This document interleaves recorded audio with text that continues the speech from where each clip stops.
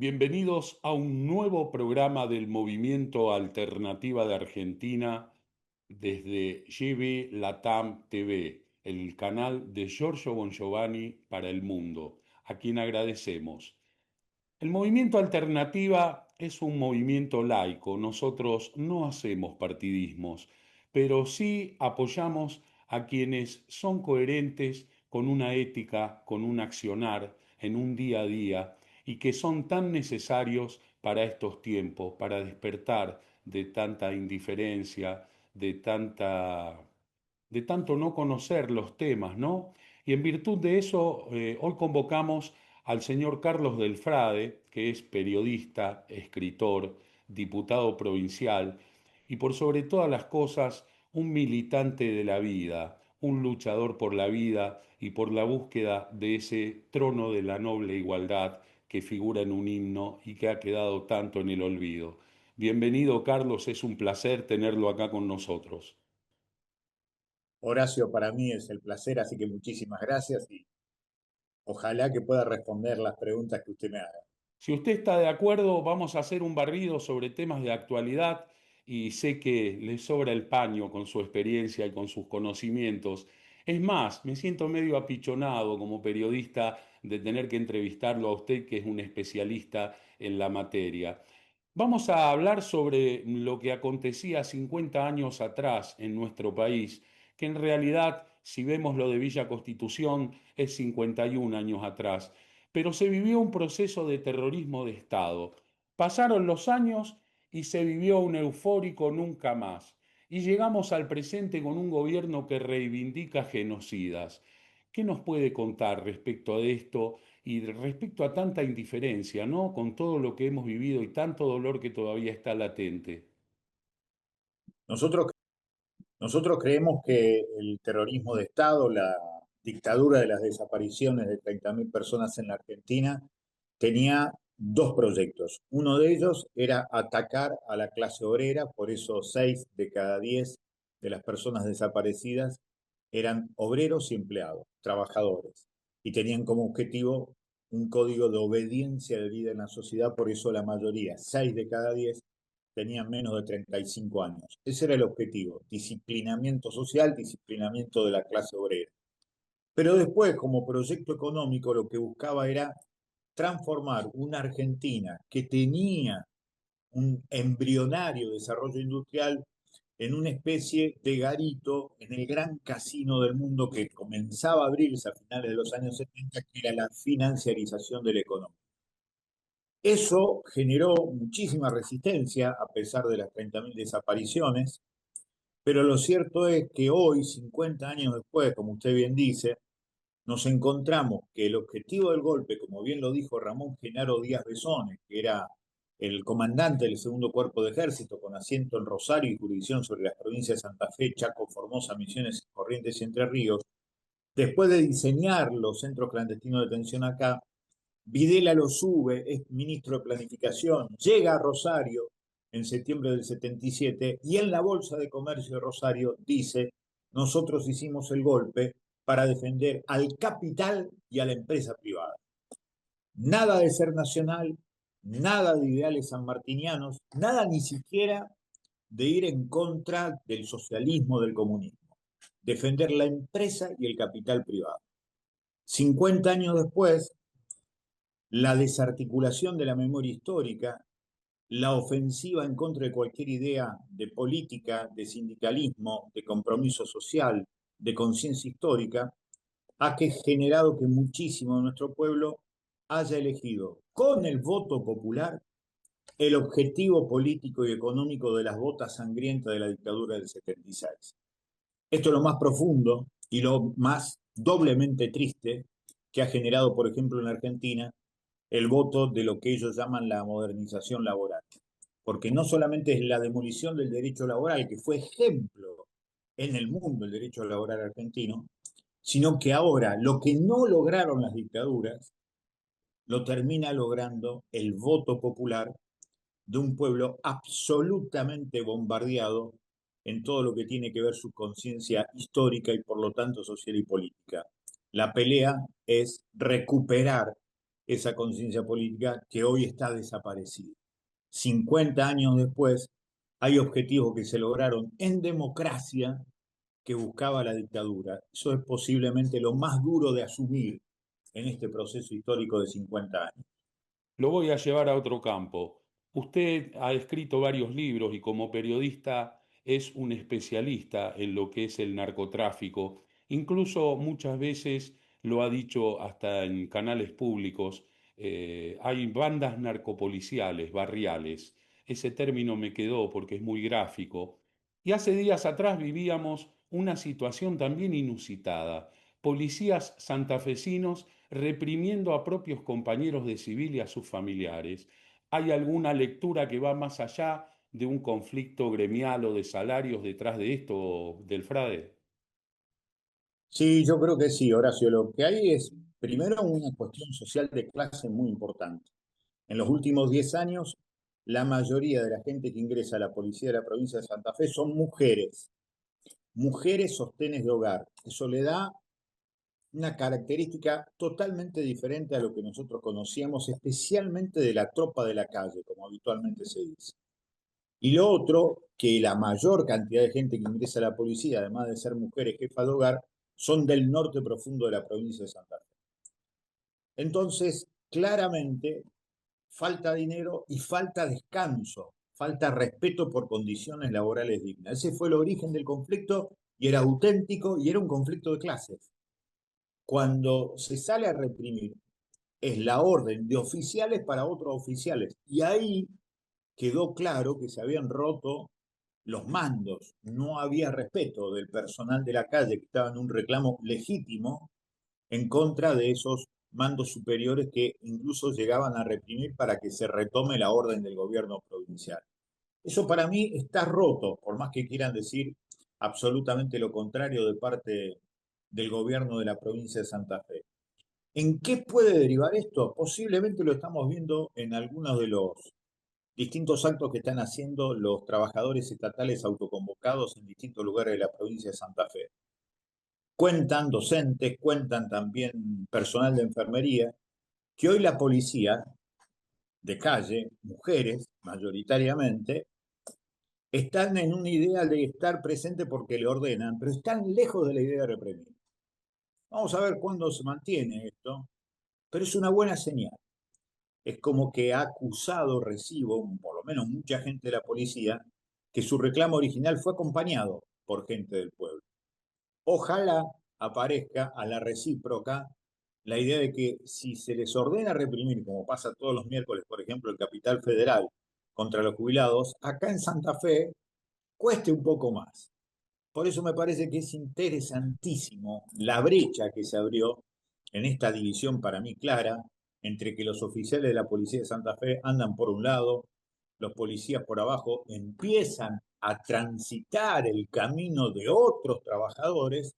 Así que me parece que estamos en un momento, como siempre, de que cuando se profundiza el saqueo, las dirigencias y las conducciones que son cómplices de esas formas de saqueo terminan siendo apartadas y pueden surgir cosas nuevas, aún en el cuerpo de la policía de la provincia de Santa Fe. Empezamos un año 2026 muy complicado con un bombardeo a Venezuela, una Sí. amenaza a Colombia y a México y de refilón, como siempre, a Cuba, ¿no? Ujú. Groenlandia y bueno, está en estos momentos yendo una flota muy grande a la zona de Irán.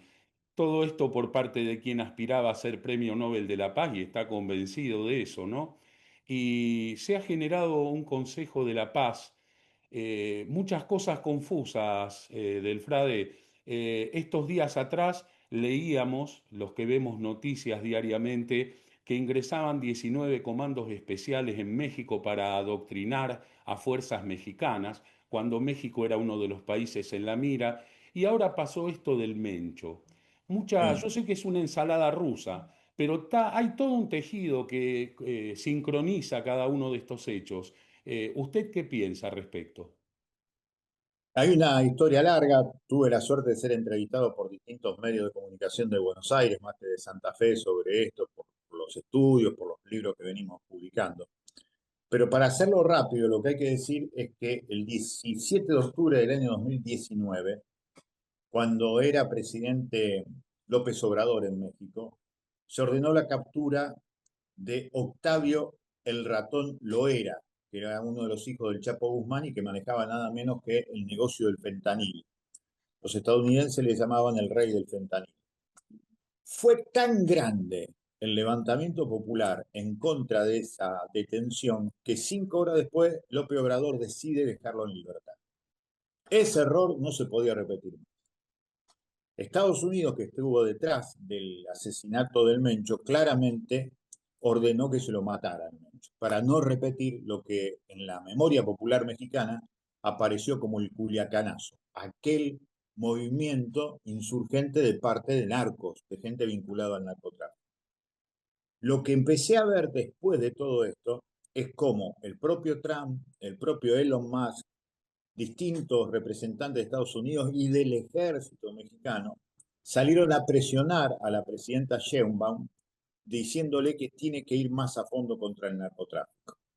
Una vez más, como en Venezuela, como en Cuba, como también en Brasil, como también en Argentina, se usa la excusa del combate contra el narcotráfico para que los principales carteles, que son los ejércitos nacionales, como es el Ejército de México, que son los verdaderos carteles de la droga, no solamente impulsen medidas de control social sobre su población, sino que empiecen a imponer políticas de los Estados Unidos de control sobre los aspectos económicos de cada país. Creo que ese es el problema y por eso la presidenta de México, que es una mujer absolutamente lúcida, sensible, una gran referente, me parece a mí, de estos tiempos, ayer dijo algo que me preocupó mucho, porque dijo, la institucionalidad está bien en México.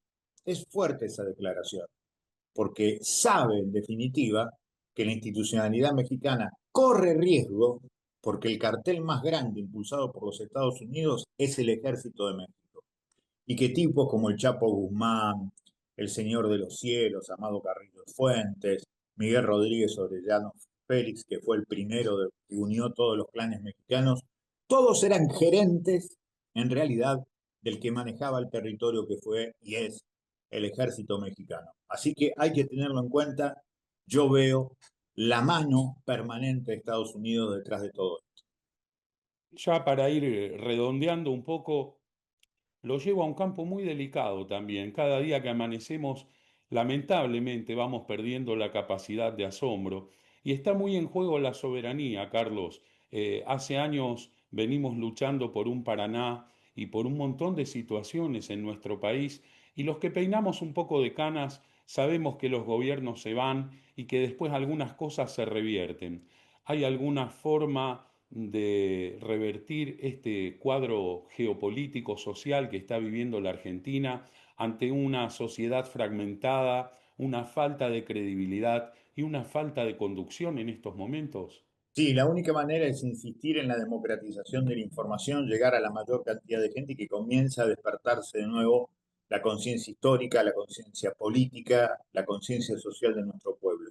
Hoy somos minoría, absolutamente, no va a ser de la noche a la mañana, por eso nuestra tarea tiene que ser permanente, cotidiana, hora tras hora, difundiendo información precisa, rigurosa, que termine desarticulando toda la mentira que hay hoy. Es muy difícil porque, insisto, fueron décadas de adoctrinamiento para despreciar la política, el sindicalismo, los derechos humanos, los derechos laborales, y por eso se ha permitido semejante nivel de saqueo. Para revertir todo eso hay que insistir todos los días con lo diferente, con lo preciso, con lo comprobable, y que desarticule esta idea de que solamente la individualidad puede salvar a la persona, solamente lo colectivo termina salvando a cualquier persona.